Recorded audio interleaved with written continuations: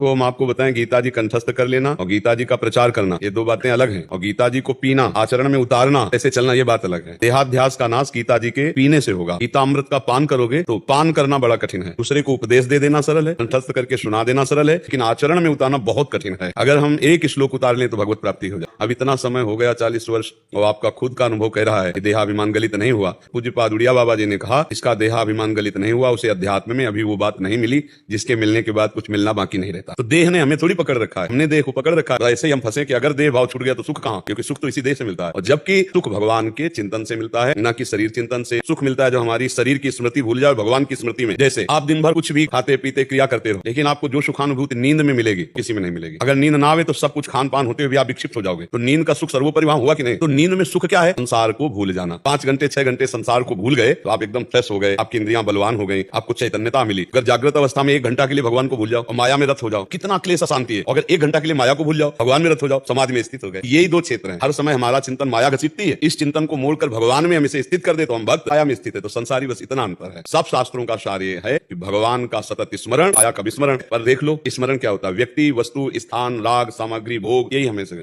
भगवान का चिंतन तो करना कठिन है। तो समय व्यतीत करना भगवान की आराधना का फल नहीं है कि जैसे हमारा 50 वर्ष व्यतीत हो गया, 50 वर्ष में अगर एक भी छेद कहा तो जितना हमने समेटा सब गया, अनुभव तो हुआ नहीं। तो अगर हम एक बूंद डालें और छेद बंद कर दें तो एक दिन तो भरी जाएगा ना। पूरी गीता जी को आप पढ़ करके देखिए, कहीं भी कुछ मांग नहीं है, कहीं कोई मांग नहीं है। एक मांग भगवान की है। वो ये नहीं कह रहे कि मेरे लिए मंदिर बनवाओ, मेरे लिए आप ऐसा करो, मेरे लिए ऐसा करो। भगवान की मांग है, मेरे में मन बुद्धि लगा दो, मेरे में ही निवास करो। भगवान की प्राप्ति में पैसे की जरूरत नहीं है। अध्यात्म सुख जिसको प्राप्त है उसे पैसे की जरूरत नहीं है, सांसारिक भोगों की जरूरत नहीं। हम कहीं उल्टा हो गए हैं। हम सुख का हेतु रुपया समझ रहे हैं, सुख का हेतु यश कीर्ति समझ रहे हैं, सुख का हेतु हम कहीं भोग समझ रहे हैं। और बात हम गीता जी की कर रहे हैं। तो गीता जी का जो भाव है वो हमारे अंदर नहीं आ पाएगा। एक श्लोक परम पद प्राप्त करा देगा गीता जी का, एक श्लोक। 2 श्लोक हमने जीवन में रखे, मात्रा स्पर्शास्तु कौन्तेय शीतोष्ण सुख दुखदा अगमा पाइनो अनित्या शास्तितिक्षस्व भारत यम ही न व्यथ्यन्ते पुरुषम पुरुषर्षव सुख दुख समा। वो धैर्यवान पुरुष जो सुख दुख में समान भाव रखता है, अमृत पद का अधिकारी होता है। हे अर्जुन, ये दुख सुख आने जाने वाले, ये अनुकूलता प्रतिकूलता आने जाने वाली, इनको सह जाओ, सह जाने से तुम महान बन जाओगे। दो जहां कष्ट पड़ता, जहां विपरीतता आती, तो इसलिए वो आगे बढ़। जहां हमें कष्ट होता है हम गुनाने लगते हैं। देखो, संत महात्मा शास्त्र उद्धार करने का उपाय बताएंगे, लेकिन चलना आपको होगा। आप ना चलो तो कोई आपका उद्धार नहीं कर सकता। देहाभिमान रहे चाहे देहाभिमान चला जाए, हमसे इससे मतलब नहीं। अब हमको एक बात पकड़नी है कि नाम ना छूटे, और जहां नाम में स्मृति रही तो